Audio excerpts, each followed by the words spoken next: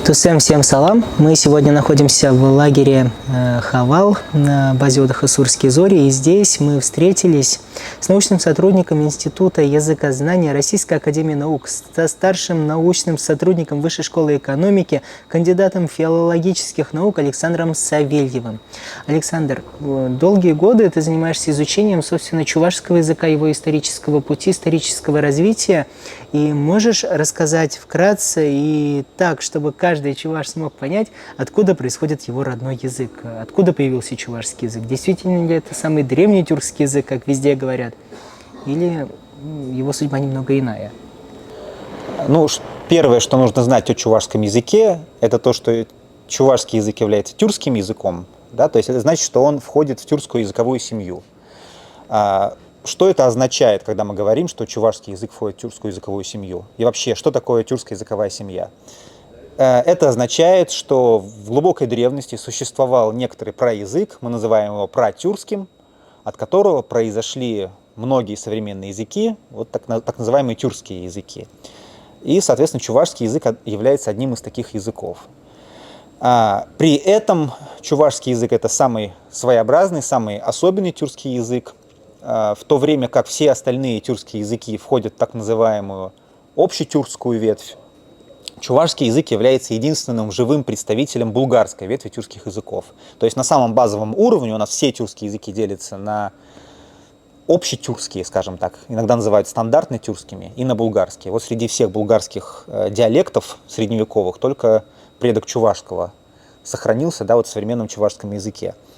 Вот. Ну и в этом плане действительно чувашский язык, ну можно сказать, что особенно древний. В каком смысле он особенно древний? В нем сохранилось множество древних черт, которые в других тюркских языках не сохранились.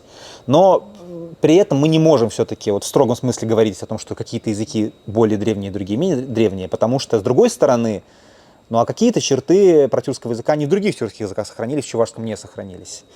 И в любом случае, ну, возьмем, не знаю, условно говоря, 3000 лет назад. В любом случае у каждого современного языка 3000 лет назад был какой-то предок. Да, в этом отношении любой язык древний, одинаково древний. Поэтому нельзя говорить, что у нас язык самый древний. Он самый своеобразный, безусловно. Александр, смотрите, здесь такой интересный вопрос происходит. Я читал некоторые версии, когда говорят, что чувашский язык находится между, мол, монгольскими языками и тюркскими, что это не совсем тюркский, что его нельзя называть тюркским, надо называть чувашско-тюркская группа и так далее. Что можно сказать по этому поводу? Можно ли говорить, что чувашский язык гораздо ближе к монгольскому языку, чем какой-либо другой тюркский язык? Это, на самом деле, очень непростой вопрос. Мы здесь просто вынуждены вкратце сказать о том, что такое алтайская проблема, алтайское родство.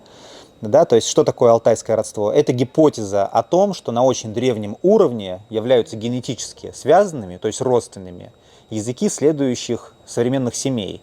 Тюркская семья, монгольская, тунгусо-маньчжурская, японская и корейская. И здесь есть две такие непримиримые позиции. Вот если говорить о современной науке, то скорее у нас по географическим критериям происходит различие. На Западе скорее возобладал антиалтаистический подход, когда они отрицают скорее это глубокое родство. А у нас в стране, ну, на гораздо более сильных позициях находится, собственно, такая точка зрения, согласно которой все-таки эти языки на очень глубоком уровне являются связанными.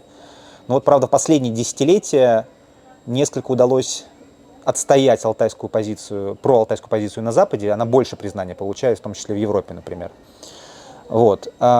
И ну, я все-таки являюсь сторонником алтайского родства, да, и у меня как бы в этом отношении свой ответ на вопрос о том, как именно связан чувашский и монгольский.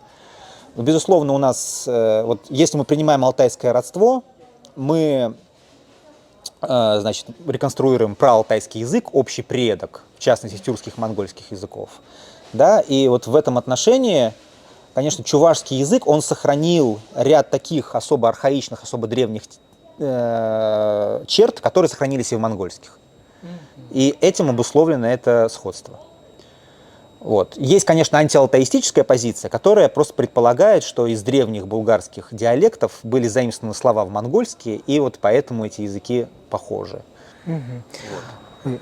Саш, вот смотри, про монгольские и тюркские языки, то есть это не закрепленная версия, что это все действительно был единым предком из единого корня. То есть получается, что это все еще остается гипотезой. Но это, я бы сказал так, для меня и для многих моих коллег, с которыми мы вместе работаем, очевидно, что в конечном счете речь идет о родстве. Но мы при этом понимаем, что текущее состояние алтаистики, оно недостаточно для того, чтобы мы могли утверждать, что мы все доказали. Мы в процессе этого находимся. И мы не согласны с теми, кто, значит, выступает против алтайского родства, но мы понимаем, что как бы что еще рано говорить о том, что это доказанная вещь. Это остается гипотезой. Очень интересно для меня прозвучало реконструированный праязык. Как его реконструируют? Как можно реконструировать язык какого-то народа? За счет чего? Ну, дело в том, что все языки изменяются, то есть главное правило, главный постулат сравнительно исторического языкознания заключается в том, что ни один язык не остается неизменным. Это обусловлено просто тем, что языковой код искажается при передаче от отца к сыну, да, от матери к ребенку, поскольку, ну, слышим мы всегда немножко по-другому, чем произносится слово. Из поколения в поколение фонетика языка, а также другие уровни, морфология, лексика, они меняются. То есть изменение звучания языка с течением времени – это нормально? Это не то, что ненормально, не то, что это нормально, по-другому не может быть. По-другому даже быть. Это первый момент. А второй момент, что фонетика языка изменяется по строгим правилам. Она изменяется не беспорядочно, а изменяется по строгим правилам. То есть, условно говоря… Если поменяется звук в одном слове, то он поменяется во всех. Да, вот это очень важно. Условно говоря, там, в булгарском языке, в раннем булгарском языке был звук «а», а в чувашском у нас в верховом «о», в низовом «у». То есть это закономерное развитие языка, фонетики языка. И важно, что это не в одном слове поменялось. Не может такого быть, что он в одном слове поменялось. Во всех словах, где было «а», становится вот это «оу» чувашского языка. И поскольку мы эти правила можем устанавливать, мы, соответственно, можем их откатывать во времени назад. Да? То есть от современного языка идти к более древним стадиям. И как реконструируется, например, протюркский язык, общий предок всех тюркских языков. Мы берем данные всех современных тюркских языков. Конечно, они не одинаковый вес имеют. То есть там чувашский, по сути, наиболее важный язык, поскольку он в совершенно отдельной группе. Да? Также мы берем данные всех других ветвей тюркских. Вот и от современной стадии начинаем идти назад, пока не придем к некоторому единому корню. Вот эти правила мы откатываем, в обратную сторону как бы разворачиваем и начинаем понимать, как, собственно, звучал некоторый общий предок. Мы его называем реконструируем проязык. Потрясающе. Если есть возможность реконструировать, значит, можно выявить именно хронологию, когда это произошло. Так когда ушел чувашский язык от общетюркского предка? Да, но этот вопрос на самом деле, действительно, мы разные, скажем так, датировки разных узлов можем предлагать. Соответственно, когда мы говорим о том, когда предок чувашского языка ушел от общего предка, просто иными словами мы говорим о времени распада тюркского праязыка, поскольку это, собственно, первый узел. Да? То есть, поскольку у нас базовое деление тюркской семьи – это булгарская ветвь и все остальные тюркские языки, соответственно, когда булгар отходит, это есть распад тюркского праязыка. У нас здесь есть разные методы, как мы устанавливаем, собственно, эту датировку. Так или иначе, они все согласны, что это происходило примерно на рубеже эр, условно говоря, с 1 века до нашей эры по 1 век нашей эры, скорее до. Вот примерно середина 1 века до нашей эры – это и есть время распада праязыка, когда булгары покинули прародину и двинулись на запад. То есть это связано непосредственно с переселением народа? А как иначе? У нас, собственно, почему образуется новый язык? Новый язык образуется потому, что носители некоторого праязыка, часть этих носителей отселяется от своих родственников, и поскольку они перестают контактировать, у них изменяется язык. То есть, поскольку они не поддерживают больше эти связи, их язык начинает идти по собственным путем. Да, то есть без переселения невозможно образование собственного языка. Если вы живете все в одной деревне, вы не начнете говорить на новом языке. Да, верно. А почему язык получается такой? Один расходится совсем в другое русло, а другой в другое, и за 2000 лет мы становимся настолько непонятными друг для друга, что кто-то говорит, что мы совсем не тюркский народ, например. Это как раз связано со временем, которое прошло с того момента, когда мы отселились. То есть, поскольку предки чувашей языковые, они 2000 лет жили отдельно, вот со временем накопилось такое количество различий. У какого-то другого народа, ну, условно говоря, там, Каркалпакия, да, вот там, народ там близкий, там, казахам, например, они вот не так давно от казахов отделились. И, соответственно, и различий накопилось относительно мало. То есть это все зависит от количества времени, проведенного в изоляции от твоих родственников, от соседей. Все, понял. Ну, получается, 2000 лет назад, плюс-минус, предок чувашского языка отделился от предков всех других тюркских языков. Пошло свое развитие языка. А где это происходило территориально? Ну, прежде всего нужно сказать о локализации прародины тюркской. Да, сейчас мы считаем, что это была довольно широкая территория. Ну, то есть поначалу, наверное, не очень широкая. Поначалу это была Восточная Монголия и прилегающие части современного Китая, так называемая внутренняя Монголия, Маньчжурия, вот те места. А с первого тысячелетия до нашей эры, ну, вернее, с конца второго тысячелетия до нашей эры, эта прародина расширялась, прежде всего потому, что тюрки освоили кочевое скотоводство. А когда вы являетесь кочевниками, то вам нужны обширные пространства, чтобы пасти свои стада. И, соответственно, вот с тех пор, ну, примерно в первом тысячелетии до нашей эры, тюркская прародина занимала уже обширные территории, начиная от Южной Сибири, Саяно-Алтайский регион, значительная часть Монголии и вот как раз Маньчжурия, там части Китая современного. И, по-видимому, с 1 века до нашей эры булгары отделились, и с территории Монголии, по-видимому, через Казахстан они двинулись на запад. Говоря булгары, ты подразумеваешь булгароязычные группы? Булгароязычные группы в целом, да. Сейчас я скорее в лингвистическом смысле это говорю, потому что у нас нет сведений о вот исторических булгарах, письменных источников с территории Азии. Именно в лингвистическом смысле. Они двинулись через Казахстан на запад, и, по-видимому, вот в первые века нашей эры у нас очень мало сведений, ненадежные эти сведения, но, по-видимому, примерно в районе Прикаспия они, наверное, где-то обитали, но это во многом гипотетично. А, соответственно, на историческую арену, как народ, упоминаемый письменными источниками, собственно, булгары в узком смысле, вот именно как народ, которых называют булгары, и другие народы, известные под другими именами, но говорившие, по-видимому, на булгарских диалектах, они появляются уже, ну, в эпоху великого переселения народов. Это уже Европа, прежде всего Южная и Восточная Европа, и это уже вот начиная с конца IV века и далее. IV век и далее. Хорошо, вот мы говорим про какие-то источники и чаще всего опираемся, наверное, на какие-то памятники, объекты, предметы, на которых этот язык зафиксирован, или упоминания у других народов. Кто первым вообще упомянул болгар и когда это происходит? То есть вот именно название болгары выходит на историческую арену, фиксируются какие-то отдельные слова, ну, болгарские или вот родственных племен, которые там жили. Когда это происходит? Ну, это, опять же, вопрос не такой простой, потому что мы не всегда понимаем, вот когда смотрим в источник, это вот наши болгары или какое-то похожее слово, может быть. Но так или иначе уже в гунское время, соответственно, ну вот конец IV, а точнее вот уже V век, болгары уже надежно, соответственно, в письменных источниках фиксируются, хотя и раньше упоминания некоторые есть, но вот более-менее ясные упоминания в гунское время у нас появляются, они тесно связаны с гуннами, но о языке их пока мы очень мало что знаем. Да, то есть первые, скажем так, вот в гунское время у нас практически нет, ну, хороших источников о булгарском языке, скажем так. А первые надежные свидетельства, касающиеся, соответственно, вот письменной фиксации языков булгарского типа, но это скорее уже постгунское время. Это после распада Гунской империи, это скорее уже VI век. Вот в VI веке у нас появляется аварский каганат. И вот с территории аварского каганата у нас есть очень небольшое количество вот письменной информации.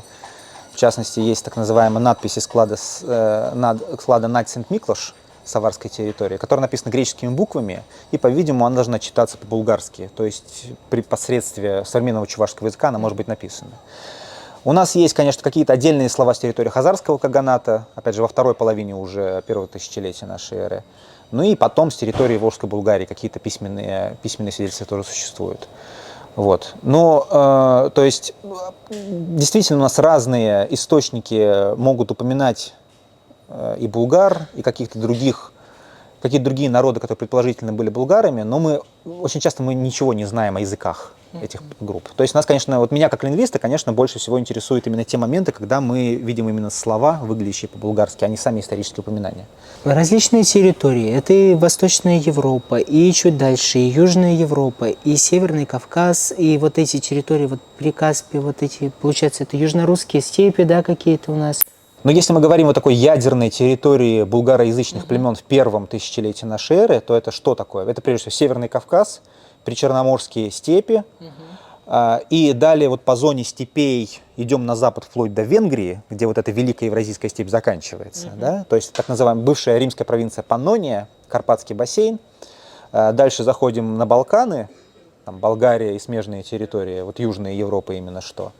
И, с другой стороны, у нас есть такое северное ответвление, то есть территории Кавказа, южнорусских степей на север, Волго-Уральский регион, соответственно. Уральский регион. Это огромная территория распространения языков булгарского типа.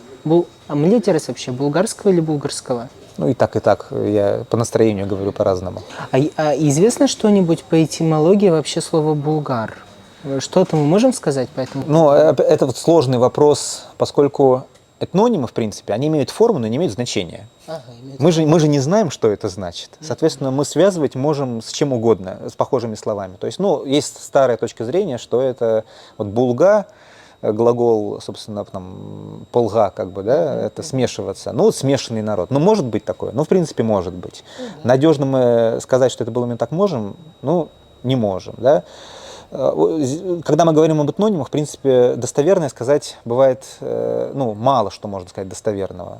У нас есть вот эта связь булгар и балкарцев, например. Мы, опять же, с одной стороны, могут быть связаны, а вдруг это совпадение? В принципе, может быть и совпадение, учитывая, что там кавказских языков много, какие-то собственные этимологические линии могли к такому слову привести, да, и потом на тюрков, балкарцев перейти это слово могло. Или, например, вот была высказана гипотеза в свое время, что просто слово «булгар» и слово «башкорт» — это одно и то же слово. Поскольку «л», «ш» у нас соответствие есть, а «у» «иза» может происходить, вот это «булгар», «башкор» в принципе похоже. Да? А «т» — это старый тюркский показатель просто множественного числа. Соответственно, линии аргументации могут быть разными, но просто всегда, когда мы говорим об этнонимах, очень сложно что-то сказать достоверно. Все понял. Значит, мы опираемся только на надежные источники, которые являются основой науки современной. Стараемся. Мы можем опираться на ненадежные и давать им какую-то интерпретацию, но должны иметь в виду, что, соответственно, вот ясности здесь не очень много бывает. Хорошо. Северный Кавказ. Получается, вся эта территория, огромное количество государств, которые были созданы булгароязычными группами, распадались, периодически собирались, распадались и так далее, и так далее. Как этот мир вообще контактировал с теми тюрками, с которыми некогда был общий единый предок? Или контактов у них не было? Контакты, по-видимому, были. Это, опять же, вопрос непростой. То есть вопрос... мы берем сейчас, условно, середину первого тысячелетия нашего века, и по нашим представлениям, фактически булгары были первыми тюрками Европы. Да? Первые тюрки Европы. Вопрос, могли ли там быть какие-то з-язычные тюрки? В принципе, наверное, могли, но достоверного здесь, опять же, мало. Да? То есть мы практически всегда, когда мы знаем, что какие-то народы тюркоязычные, мы по умолчанию предполагаем, что они были булгароязычными именно в первом тысячелетии. То есть, только уже к концу первого тысячелетия, значит, у нас на рубеже первого-второго тысячелетия появляются печенеги, половцы и так далее. Вот народы, которые уже надежно заязычные, да? Вот. Когда мы говорим о контактах булгар и не булгар, в первом тысячелетии, скорее во второй половине, тут, конечно, нужно просто сказать о тюркских каганатах, которые, соответственно, во второй половине первого тысячелетия набирают силу, да, условно, 7-8 век, да, и они начинают расширять свою территорию, в том числе на запад. И они в конечном счете доходят до Восточной Европы. Вот. И, в частности, по-видимому, тогда многие европейские народы узнали слово «тюрк» в связи с расширением тюркских каганатов. Но, по-видимому, какие-то связи могли быть, по крайней мере, политические связи эти были. Есть точка зрения, что, собственно, хазарский каганат, он династически связан с тюркскими каганатами, с родом Ашина тюркских каганатов. Вот. Но, опять же, вопрос, на каком языке говорили в хазарском каганате. Понятно, что среди многих других языков говорили, в том числе на тюркском, и, скорее всего, там был булгароязычный компонент. Но вот есть точка зрения, что, скажем так, элиты скорее могли говорить на з-язычном тюркском языке, но я ее скорее не поддерживаю. Мне кажется, это довольно странная гипотеза. Вот. Но так или иначе, тюркский каганат, он выходил в Восточную Европу, и какие-то связи могли быть, но лингвистически сложно здесь что-то проследить. Ну, в любом случае, если так даже подумать, то там время распада, его прошло не так много. То есть эти языки, наверное, еще могли даже взаимопонимаемыми быть. Они могли быть еще взаимопонимаемыми, там, условно говоря, вот только различия, условно говоря, р, з, л, ш, если в голове иметь, то в остальном могло быть взаимопонимание. И, наверное, ну, в каких-то местах могли встречаться носители, да, но просто дело в том, что все-таки в первом тысячелетии все остальные тюрки все-таки жили глубоко на востоке, а булгары ушли глубоко на запад. То есть здесь именно географическая проблема возникает. Хорошо. Следующее государство, про которое мы точно можем надежно говорить, что оно болгарское, это Великая Болгария, которая образовалась на Северном Кавказе. Есть ли какие-нибудь источники, зафиксировавшие их язык? Какой он был, как он звучал примерно? Ну, поскольку это было очень недолговечное государство, то с этим очень большие проблемы. Но здесь просто важно имя Кубрат, которое, соответственно, по-тюркски хорошо читается и булгарской фонетике не противоречит. Это там, в повелительной форме «собирай». Это тронное имя. Вообще у тюрков было принято, что, значит, правитель, он фигурирует под тронным именем, не под собственным именем. И часто собственное имя, оно было сакральное, оно, в принципе, не разглашалось. Вот, и, соответственно, он просто собиратель земель, он же и собрал Великую Болгарию. Вот это слово «собирай», оно в его имени и сохранилось. В имени Кубрат. Да. Мы можем говорить, имеет ли имя Кубрат какую-нибудь аналогию в современном чувашском, продолжение этого слова? Нет, оно не имеет в чувашском, насколько я помню. Можно это проверить, но нет, по-моему, не сохранилось никакого рефлекса в чувашском. Ну, то есть Куба, конечно, есть, вот эта куча, но скорее не связаны, скорее просто похожие слова. Вот. То есть рад это здесь выступает как аффикс? Ну, да. То есть ра это такой интенсивный показатель, а т скорее вот такой, опять же, повелительно интенсивный. Вот. Но скорее мы надежно можем говорить о том, что Великая Болгария была булгароязычной в связи с тем, что от нее происходит ряд государств, которые уже являются надежно булгароязычными. Хорошо. Далее Великая Болгария распадается, у нас образуется еще несколько государств, которые считаются булгароязычными, то есть надежно булгароязычными. Да. Что это значит? Почему они надежно булгароязычные? Ну, у нас здесь разная степень надежности, то есть некоторые булгарские орды, да, дочерние по отношению к Великой Орде, к Великой Болгарии, они, ну, опять же, были недолговечными, не оставили никаких источников, они просто ушли на запад, в Европу, и там растворились, ассимиляция. Вот. А если мы говорим именно в лингвистическом ключе, то нас интересуют три группы, прежде всего. Первая группа – это, собственно, те булгары, которые остались на Кавказе. Вот то, что мы можем назвать кавказскими булгарами.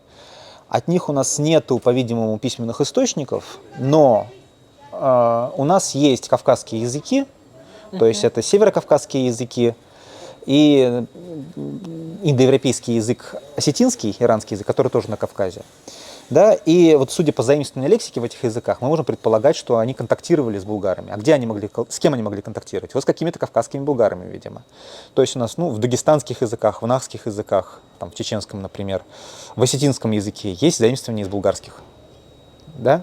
Из этого следует, что какие-то булгары рядом жили. Вот контактная лингвистика в этом деле к нам приходит на помощь. Она подтверждает, что там, соответственно, какие-то кавказские булгары там должны были сохраняться. А можем ли мы говорить о сфере влияния болгарских языков на эти языки? То есть каких сфер жизни они касаются? Ну вот с этими языками трудно, потому что эта тема очень мало исследованная. То есть еще надо нормально собрать лексику. Вот судя по тому, что там мы имеем, скорее не вырисовываются конкретные тематические группы. Ну, например, слово «камыш». В чувашской фонетике, которая в чувашском есть хомыш, а есть хомл. Вот это собственное соответствие, да, вот этому камышу. Оно в кавказские языки некоторые заимствовано. Именно в форме хомл? Камыл, вот в такой похожей форме. Вот. Ну, например, в осетинском языке у нас вот такие хорошие заимствования. Чувашское слово есть агар-еты, борзая собака, да, вот она заимствована на Кавказе. Или, например, каврыщ. ясень, дерево, а новостинский, значит. Почему именно вот собаку, да, род собаки и название дерева решили заимствовать? Ну, слишком мало пока информации, чтобы тематически какие-то группы вырисовывались. Вот. Но это именно из-за того, что очень плохо исследованная тема, именно кавказско-булгарские диалекты. А есть какие-нибудь письменные источники, которые имеются, но не расшифрованы на данный момент на Кубани конкретно, на Кавказе? У нас есть такая отдельная трудная тема. Это так называемая донокубанская руническая письменность. Иногда мы ее называем еще восточноевропейской руникой или хазарской руникой. То есть что это такое? Многие, наверное, слышали о существовании тюркского рунического письма, которое использовали в Южной Сибири, в Монголии, и в некоторых соседних регионах. Но помимо этого у нас есть еще целый ряд рунических систем с территории Великой Степи, которые очень плохо расшифрованы или не расшифрованы. И одной из таких письменностей руноподобных является так называемая донокубанская письменность. Она происходит с территории, прежде всего, таких государств, как Хазарский каганат и Аварский каганат. То есть, что в Венгрии? Да, то есть это у нас Северный Кавказ, причерноморские степи, на запад вплоть до Венгрии, а на север вплоть до Волго-Уральского региона. И это очень похоже на территорию расселения булгароязычных племен. И существовали попытки чтения этих рунических надписей посредством булгарского языка, да, то есть при помощи современного чувашского языка. Но какая здесь существует проблема? Этих надписей, их немного, они очень краткие, часто плохо сохранившиеся, бывает даже трудно идентифицировать правильно буквы. И что самое отвратительное, нету билингв, то есть двуязычных текстов. Обычно, когда мы расшифровываем недешифрованную письменность, нам нужен хотя бы один памятник, в котором один и тот же текст написан на этом неизвестном языке и на известном языке. Тогда мы можем дешифровать. Например, тюркская руническая письменность, она была расшифрована благодаря памятникам, где тот же текст был написан по-китайски. Здесь у нас таких памятников нету. И опять же, очень краткие тексты, очень все сложно. И, мы могли бы предполагать, что они по-булгарски написаны, но вот те интерпретации булгароязычные, которые мне попадались, мне они показались ненадежными. Вот была моим учителем Олегом Алексеевичем Мудраком предложена альтернативная гипотеза, аланская, что они были написаны по-осетински. И на самом деле, у нее есть, скажем так, свои основания, поскольку булгары и аланы, во второй половине первого тысячелетия нашей эры, они всюду, скажем так, любили, был симбиоз некоторый, булгаро-аланский, поскольку у нас и в Гунской конфедерации племен и булгарские и аланские компоненты рядом существовали, и в Хазарском каганате булгарские и аланские компоненты существовали. Салтаво-майяская культура археологическая, ассоциируемая прежде всего с Хазарским каганатом, она по сути, двухкомпонентная, булгаро-аланская. В Аварском каганате у нас тоже был явно булгарский компонент, был аланский компонент. И территория расселения средневековых алан очень похожа на территорию расселения булгар. Поэтому сказать здесь сложно. Хотелось бы, конечно, получше собрать эти памятники, получше их задокументировать и какую-то верификацию существующих гипотез провести, с тем, чтобы какой-то, финальный, более-менее такой окончательный ответ дать. Здорово, что есть северокавказские памятники, которые... То есть столько работы еще предстоит, ее нужно сделать. Как это будет и когда это будет? Надеюсь, что мы этим будем заниматься. То есть, с одной стороны, плохо, а с другой стороны, хорошо, что этих памятников немного. То есть, это, в принципе, посильная работа. Хорошо. Золотая Болгария распалась, мы поняли, что есть памятники на Кубани. А где еще есть памятники? Собственно, донокубанские памятники, причерноморские степи, в частности, в степной зоне Украины эти памятники существуют. С территории Аварского каганата клад над Сент-Миклош, ассоциируемый с аварами, там тоже есть золотые сосуды с руническими надписями, которые, по-видимому, к тому же типу памятников относятся. И в Волго-Уральском регионе тоже есть. В частности, с территории Прикамья есть кое-какие памятники, по-видимому, к тому же типу письменности принадлежащие. Есть еще одно государство, современная Болгария, да, про которую чаще всего говорят, вот у нас есть какие-то параллели, есть заимствования булгарского типа в этих языках и так далее. А памятники, и чаще всего упоминают именник болгарских ханов и какой-то клад в Плиске. Что это такое? Собственно, да, одна из дочерних по отношению к Великой Болгарии групп, она, идет на запад и оседает в Подунавье, да, в бассейне реки Дунай. И там эти булгарские группы подчиняют себе местные южнославянские племена и образуют Первое Болгарское царство, так называемое. Это, по сути, прообраз современной Болгарии. И, соответственно, дальнейшее взаимодействие происходит следующим образом. У нас есть вот это податное население славянское и правящие элиты тюркоязычные, булгароязычные. И вот в течение нескольких веков, 7 века и далее, вот в таком масштабе происходит, в таком роде происходит это, таким образом происходит это взаимодействие. И, значит, ну, через несколько веков, по-видимому, произошла ассимиляция, поскольку вот эта доминирующая группа она была не очень многочисленная, в конечном счете она сдалась и славянизировалась. И вот так появилась у нас современная Болгария как славянское государство. Вот. Что же касается памятников дунайско-булгарских.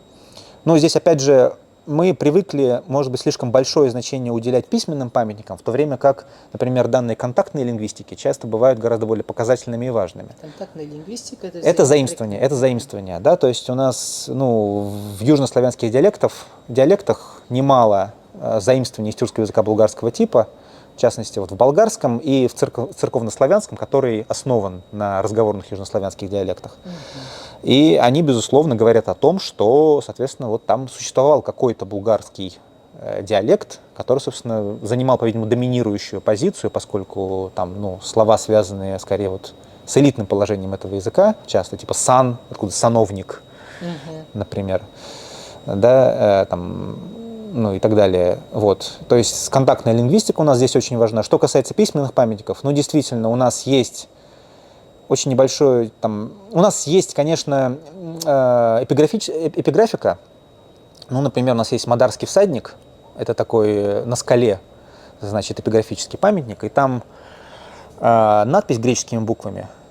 И она прочитана была в свое время, и там есть слово «тангра». Это, по-видимому, тенгри, но в заднерядной фонетике, как чувашская тура. Вот. И там, по-видимому, это жертвоприношение, моление Тангры, вот этому богу дунайских булгар. Его имя зафиксировано письменно. Есть действительно надпись из Плиски, тоже греческими буквами, ну, довольно хорошо читаемая, опять же, по-булгарски. И есть действительно это именник булгарских ханов, то есть это сам по себе это памятник, это фрагмент из славянского памятника, который дошел до нас только в очень поздней копии XVI века, притом уже восточнославянской на Руси. И вот этот славянский памятник содержит в себе фрагмент странный, в котором, значит, по-славянски текст идет, и то и дело какие-то странные слова появляются на неизвестном языке. Но это довольно непростой случай, там чтение, скажем так, ну, не всегда однозначное, но самое главное, что там есть система, потому что даются даты правления правителей, и, соответственно, есть числительные, поскольку есть даты. И есть название годов по восточному календарю, название такого-то животного. Соответственно, у нас есть вот главная системность при чтении памятников. У нас название этих животных, в принципе, возможно прочитать по-тюркски. И, что самое важное, название числительное. Причем, ну, в булгарской фонетике, например, там вечем, как вище, вищем, вищемиш, третий. Вот. Или щитче, которое читем в этом памятнике. Такая характерная булгарская фонетика идет. Ну, это такой один из действительно самых важных письменных памятников. Но там, количественно, если мы посмотрим, то, скажем так, контактная лингвистика, она важнее в этом отношении, чем письменные памятники. Просто это приятно иметь письменные памятники, это красиво. Ну да, и прям зафиксировано. Да. Хорошо. Следующая дочерняя группа, в данном случае для Золотой Болгарии, это Волжско-Камская Болгария. Волжско-Камская Болгария, да.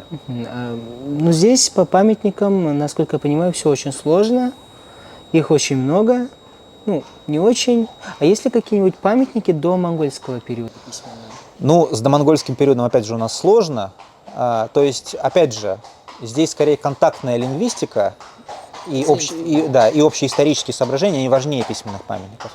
Но если мы будем говорить о письменных памятниках, именно домонгольских, то здесь важно, например, свидетельство Ибн Фадлана. То есть у нас был такой арабский путешественник, член посольства халифата, которое прибыло в Волжскую Болгарию в 1922 году. И вот он прибывает в Волжскую Болгарию, описывает события своего путешествия, как он взаимодействует с волжскими булгарами, и дает некоторые слова. И здесь что, например, интересно, что он дает имя правителя волжских булгар Алмуша как Ялтавар. Ялтавар. А дело в том, что этот титул известен нам и из других тюркоязычных ареалов. Там он звучит как «эльтебер». Значит, довольно сложный вопрос об этимологии этого слова в целом, но вот, скажем так, для такого более-менее понятного уровня остановимся на первой части этого слова. Это тюркское «эль», союз племен, ну, в конечном счете, государство. А в чувашском это слово «ял», которое сейчас значит «деревня», но если там в Ашмарина посмотреть, есть такое значение «свет», «выйти в свет», «общество». То есть тот же самый союз племен. Это старое значение. И это очень уникальное соответствие «эль», «ял». Общетюркское «эль», чувашское «ял». И он пишет не «эльтебер», а он пишет «ял-товар». В чувашской фонетике фактически. Это вот такой интересный момент. Есть другие моменты, они уже после монгольские, но тем не менее все равно важные. Например, в древнерусских источниках опять же описывают волжский булгар, и знатных людей булгарских называют трунове. Трун. Это тюркский титул тудун. Д в ре переходит в булгарской ветви в середине слова. И, соответственно, в булгарском это было трун, а в чувашской топонимике у нас есть слово торон или тором, по-русски Турунова, название деревень. Вот в булгарской фонетике оно и сохранилось в чувашском. Это тоже такой интересный момент, когда у нас, значит, древнерусские источники тоже конкретно в чувашской фонетике приводят булгарские слова. У нас, конечно, важны свидетельства контактные, опять же, вот о чем я сказал, в том числе домонгольские конкретно, потому что у нас есть старые булгарские заимствования в прапермском языке. Прапермский язык — это общий предок удмуртского и коми языков. Ну, например, у нас вот в коми слово «серп» — это «чарла». Это вот, зная чувашский серп, «щурла», мы понимаем, что это более старая фонетика, потому что вот предковая форма по отношению к «щурла» — это есть «чарла». И эта предковая форма, она попала к пермянам, предкам коми и удмуртов. И в коми языке она просто без изменений сохранилась. Просто «чарла», оно так и осталось. Вот. Ну, в марийском языке тоже у нас есть некоторые, у нас много чувашизмов, но есть и некоторые булгаризмы, и притом в очень ранней фонетике. Там, ну, например, вот, допустим, холст по-марийски, там, вынер, мынер, есть варианты. Это просто фактически очень раннее тюркское слово бенер, практически в протюркской фонетике очень раннее, но с булгарским ротацизмом, который чувашское пир. И в очень ранней фонетике, до чувашской, оно в марийский попало. И мы понимаем, что на очень ранней стадии какие-то булгарские диалекты, они, соответственно, с финно-уграми контактировали, и вот такую лексику, типа культурную лексику, серп, да, название сельскохозяйственных орудий, название тканей, типа холст, они вот все эти терминологии давали. Но еще такой момент, вот, помимо эпитафии, опять же, которую в последнюю очередь можно сказать, есть еще топонимика. Такой интересный момент. У нас есть, вот, можем ли мы найти топонимику булгарского типа в Поволжье? Это сложный вопрос, поскольку вот у нас есть земли, на которых чуваши живут, и понятно, что там мы не сможем найти такую топонимику, потому что просто булгарская фонетика перетечет в чувашскую. По логике. Да, то есть мы можем такое отследить только в тех землях, где не только чуваши живут, где через посредство других языков сохранилась старая фонетика. Вот у нас есть такой в Татарстане, например, и в некоторых соседних регионах распространенный гидроним чаллы, которая русская челны, набережные челны. По-татарски это чаллы. И что такое чаллы? По-чувашски это просто чулла, но старая фонетика, где а еще не перешло в у, это чаллы, оно было заимствовано в кыпчакский. И вот это чаллы, оно, собственно, в булгарский, да, а, собственно, это татарское ташлы. Совершенно не похоже, не спутаешь. И уже на русской почве это челны становится челна. Ну, например, опять же, там Кондурча есть речка на границе Татарстана и Самарской области. Иногда ее как бобровую интерпретируют, но с чем я не согласен, потому что у нас ла, да, должно быть как бы хондорла. А Кондурча это скорее южная от кондор. А почему ча? Ну, ча это потому что это булгарская старая фонетика. Оно в чувашском сохраняется, например, в так называемых причастиях притворства, которое жи. щи. Пуланжи. Пуланжи, как бы пуланжа старая. Вот и номинализация пуланжи, а старое, вот оно, это ща, это из старого ча, потому что чувашское ще происходит в том числе из старого че. Ще из че. И это как бы нормальный булгарский аффикс ча. Поэтому кондурча, та, которая по югу протекает, более-менее южные пределы Волжской Булгарии.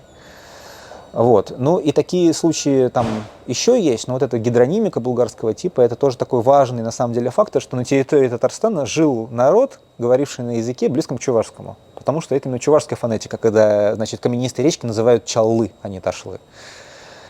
Ну, очень интересно. На самом деле, проезжая по территориям соседней республики, я периодически обращаю внимание на слова, которые звучат как шуран или ширан, вот что-то такое, ширме. Вот важно ширма, ширме, элемент гидронимов на территории Татарстана, и это понятно, это уже, я думаю, не булгарский, это уже из древнечувашского заимствования, потому что уже ще фактически адаптируется, уже чувашское, собственно, ще, как ше в татарский адаптировалось. То есть топонимы типа Гау-Ширма, которые в Татарстане есть, вот эта ширма, безусловно, из чувашского ширма. То есть это не булгарский топоним? Я думаю, что это уже в послемонгольское время, когда происходила смена населения, когда чуваши переходили на татарский язык, древние чуваши, ну, условно говоря, там, не знаю, с 14 по 17 век, когда чувашеязычные регионы переходили на кыпчакский язык. Уже, собственно, чувашская ширма превращалась в ширма на татарской почве. Все понятно. И сейчас, наверное, будет самый главный вопрос этого выпуска. Можем ли мы говорить, что булгарский язык, тот самый, про который мы сейчас говорили с ротацизмом и так далее, является предком чувашского? Или все же чувашский язык является потомком каких-то древних тюркских групп, которые проникли с гуннами, а вот с булгарами потом только контактировали? Да, ну здесь вот наша дисциплина, сравнительное историческое языкознание, она всегда оперирует вероятностями. То есть у нас нет точных доказательств в принципе. В любых гуманитарных дисциплинах. Только в математике и связанных с ней дисциплинах есть точные доказательства. Да? Всегда, когда мы что-то утверждаем, мы можем говорить, это высоковероятно или наоборот, очень маловероятно, что. Соответственно, мы должны оценить весь комплекс, как работает вообще система условно доказательств в нашей дисциплине. Мы оцениваем весь комплекс свидетельств и далее должны предложить самое экономное решение, то есть решение, которое предполагает наименьшее число допущений, натяжек и так далее. И вот здесь на самом деле просто следующий момент. Если слушатели наши переслушают все, что было сказано, встает вопрос, какой самый простой способ объяснить происхождение чувашского языка в Поволжье? Откуда он взялся? Да? Если у нас, значит, есть определенный набор письменных источников в территории Поволжья, у нас есть огромное количество контактных свидетельств, у нас есть исторические данные. Вопрос, чуваши откуда? Самый простой ответ, чуваши происходят от волжских булгар. А дальше мы можем, значит, исходить из конечной цели, объяснить это по-другому, но мы вот ее, это наша предпосылка уже будет. И тогда мы будем, значит, предлагать другие гипотезы. Ну, например, что чуваши пришли, предки чуваши это какие-то гунские группы, которые пришли сюда еще до булгар и здесь остались. А булгары это совершенно другой народ. Но нужно понимать, что мы так говорим только в том случае, если мы уже заранее для себя решили, что чуваши не являются потомками булгар. Вот тогда это можно обсуждать. Но это не будет самое экономное решение. Логически, скажем так. Здесь придется еще много источников поискать, наверное, каких-то, чтобы что-то придумать, и чтобы как-то вот эту сову на этот глобус натянуть. Ну да, но это, конечно, другой еще момент, что, значит, если чуваши пришли сюда с гуннами, условно говоря, там, не знаю, в V веке, то вы попробуйте это докажите для начала. Потому что как раз настолько ранних источников, однозначно говорящих о том, что там, язык чувашского типа существовал в Поволжье в это время, у нас нет. У нас только к концу первого тысячелетия такие источники появляются. Ну вот условно X век мы точно можем сказать, что язык булгарского типа, булгарской ветви в Поволжье существовал, но не раньше. Хорошо. Вот про лингвистические памятники, про исторические памятники, когда мы говорим, прежде всего, когда речь идет о преемственности булгарского и чувашского языка, очень часто, то есть, как правило, всегда используется такой источник, как булгарские эпитафии, которые написаны на языках двух типов. И большая часть из них, на данный момент, насколько мне известно, 90% из них читаются при помощи языков чувашского типа. Ну, условно говоря, при помощи чувашского языка. Можем ли мы говорить, что на этих памятниках зафиксировано старое состояние чувашского языка? Или это все же не совсем так? Ну, здесь просто нужно понимать, что, значит, с одной стороны у нас есть письменные памятники, с другой стороны чувашский язык, который исторически это разговорный язык, да, то есть уже здесь некоторая разница будет. У нас, ну, поскольку это мало того, что это письменные памятники, это глубоко ритуализированные письменные памятники, то есть это же сакральная функция, поминальные надписи, ну, надгробные надписи, да, то есть там особый язык. То есть, строго говоря,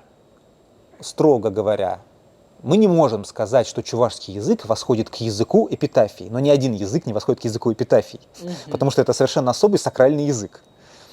Да? Но, безусловно, можно сказать, что вот наряду с языком эпитафии, глубоко ритуализированным письменным языком, существовали живые булгарские диалекты, которыми пользовались те же люди, которые оставили эти эпитафии.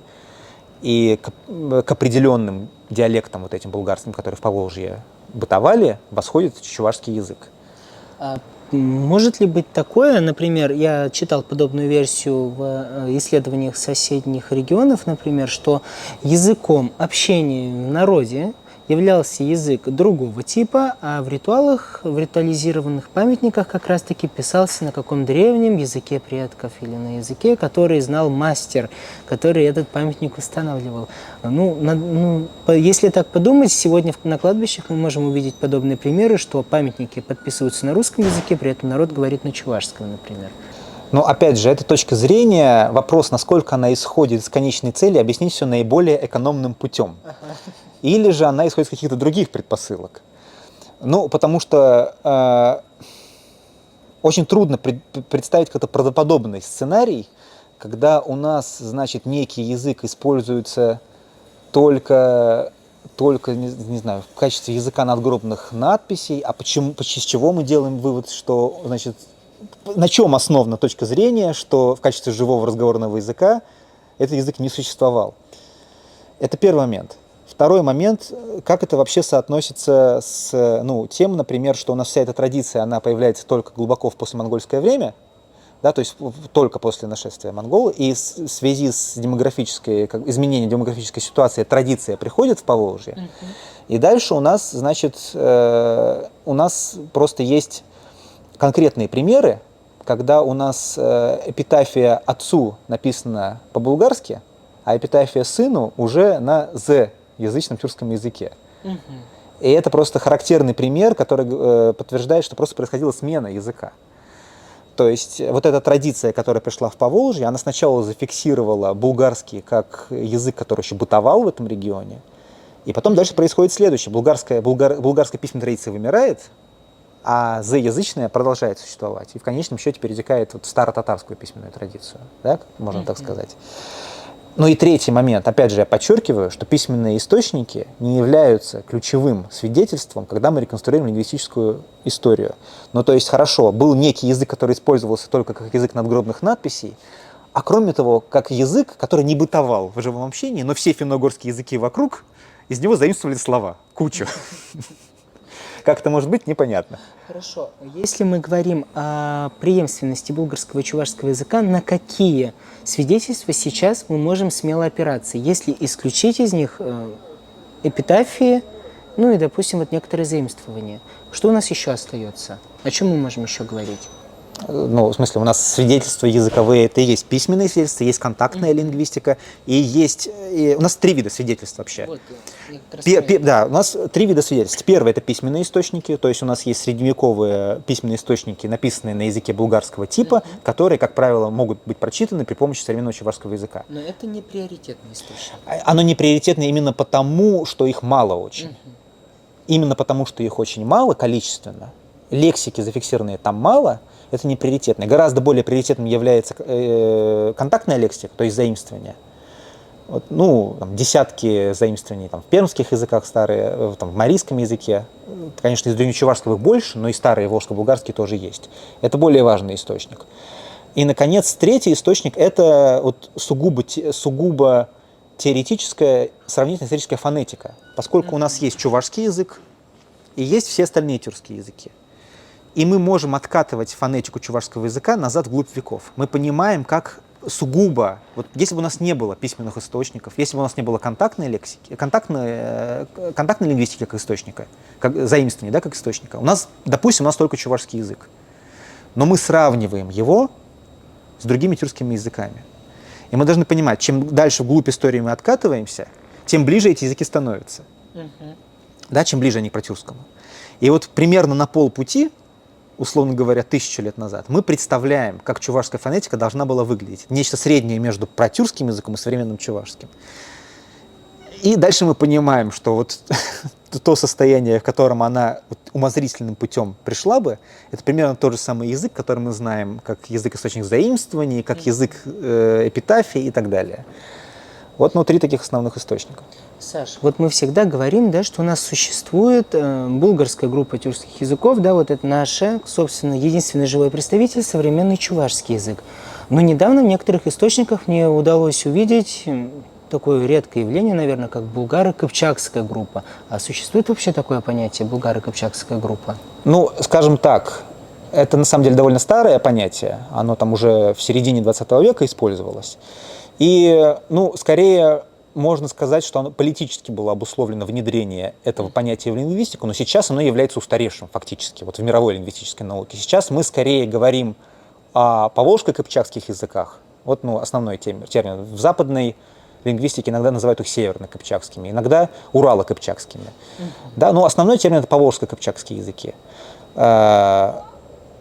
Ну, скорее это так, действительно, можно сформулировать, что в свое время во многом по политическим причинам этот термин был внедрен, сейчас скорее, ну, мало кто его использует, очень мало кто. Хорошо, вот смотри, здесь, ну, проживая в Поволжье, наверное, есть вопрос даже вот преемственности булгарского и чувашского языка, он является немножечко очень таким непонятным. То есть чуваши учат одно, в Татарстане учат другое. А что говорит российская наука, мировая наука в этом плане? Этот вопрос, он решенный или он все же еще дискуссионным является? Ну, если говорить в общем, то это вопрос решенный. То есть в самом общем смысле нет никакой дискуссии по поводу булгаро-чувашской преемственности. То есть скорее, ну, вызывает удивление тот факт, что хоть где-то этот вопрос является дискуссионным, поскольку, ну, любой англоязычный источник мы откроем, нигде мы не встретим альтернативной точки зрения. Это вот просто самый такой показательный момент. Какие-то другие точки зрения, ну, они, опять же, там, к сожалению, во многом являются просто наследием более старых времен, когда, скажем так, это еще могло быть не сильно решено. Не сильно решенный вопрос это был. Но в общем, да, вот если мы там еще труды Фейсханова, Хусейна Фейсханова в 19 веке и далее труды Ашмарина, ну, по сути, они достоверно эту преемственность установили. И в мировой науке никакой дискуссии по этому поводу нет. Возможно, дискуссия относительно деталей, опять же. То есть, там, ну, некоторые там, западные ученые, например, они говорят, что нет, волжско-булгарский, который мы знаем как язык письменных памятников, он довольно далек от чувашского языка. Я с этой точки зрения не согласен по сугубо лингвистическим основаниям, потому что там некоторые слова в этих эпитафиях, они вот прямо отражают практически чувашскую фонетику. Например? Ну, например, слово «неделя», которое там записано как, там, в арабице понятно, но, условно говоря, «эрня» или «эрня», это фактически чувашская неделя. И надо понимать, что это слово, оно прошло уже большой путь с тех пор, как оно было заимствовано из персидского, где это «адина». Да, то есть вот все типичные переходы чувашские в языке эпитафии уже отражаются. И это очень важный момент, опять же. А есть какие-нибудь формы грамматические, то есть не просто фонетические изменения, а что-нибудь, ну, на уровне аффиксов, что есть только в чувашском языке, какой-нибудь аффикс, да, которого нет других тюркских, но отражен в булгарских памятниках? Так, ну в памятниках я просто не могу не помнить, там, отражено ли показатель множественного числа, например, наш 7. Я, честно говоря, просто сейчас, может быть, не вспомню этого. Действительно, просто надо понимать, что булгарские письменные памятники отражают очень небольшое число лексики, в принципе. Вот это очень важный момент.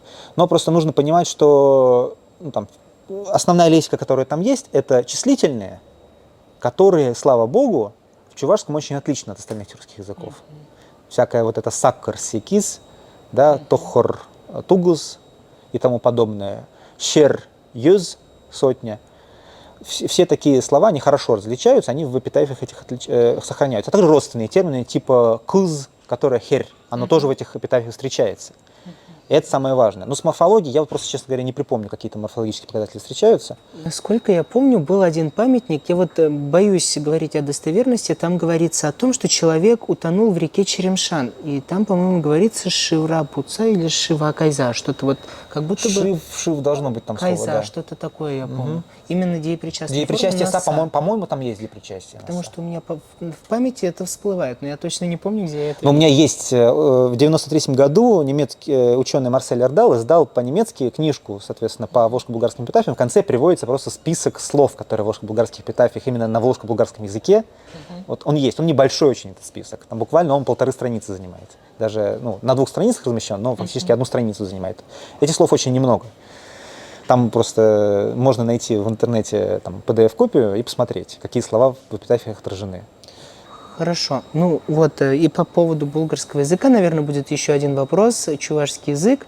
Первая разница, которая бросается в глаза при изучении других тюркских языков или при знакомстве с ними, это то, что у нас, например, в начале слова ставится звук «в», а в том же татарском его нет. Например, «урман» – «варман», «урен» – «вырен», и вот так далее. А вот этот звук, он когда к нам пришел? При булгарских памятниках? В эпитафиях он уже отражается. Уже потому отражается? что у них там есть слово «вильджи», которое по-булгарски будет «вельчи». То есть уже тогда... Оно есть уже, да. Здорово. То есть это довольно раннее развитие, оно, собственно, в эпитафиях как раз вот это явление отражено хорошо. То есть это не инновация чувашского языка? Нет, это нет, то, что... это уже, ну, по крайней мере, волжско-булгарское. То есть там не факт, что оно в других булгарских диалектах было, но в волжско-булгарском оно было. Мы сегодня точно, надежно можем говорить, что чувашский язык является непосредственным потомком или языком, который произошел точно от волжско-булгарского языка. Ну, в той степени, в какой мы, в принципе, можем что-либо говорить о реконструкции этноязыковой карты, да, это, безусловно, так. Саш, а буду ли я прав, если скажу, что волжско-булгарский язык по-другому можно назвать древнечувашским языком? Но здесь терминологическая разница. Вот есть некоторые коллеги мои, которые, в общем, ну, есть для этого свои основания, просто они не делают особой разницы.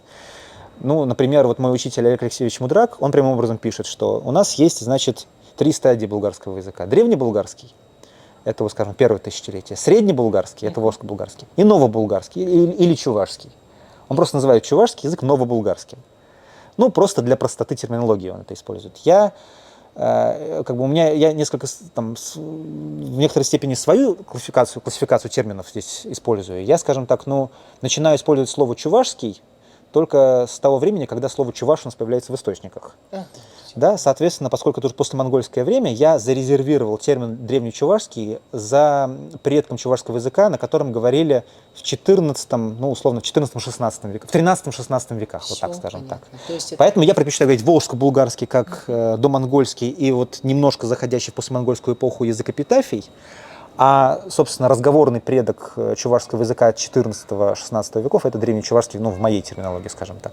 Древнечувашский, то есть это та самая форма, которая существовала между языком непосредственно волжских булгар и, получается, вот уже языком чувашей. Древнечувашская форма. Ну да. Все очень здорово, хорошо, спасибо за это интервью. Думаю, нашим зрителям было очень интересно это посмотреть и послушать. Ну, будем надеяться, что теперь появится гораздо больше людей, которые захотят заниматься памятниками, которые еще остались нерасшифрованными, и дальше углубляться в эту тему. Всем спасибо, Пурниде Тавдабуш. Тавдабуш.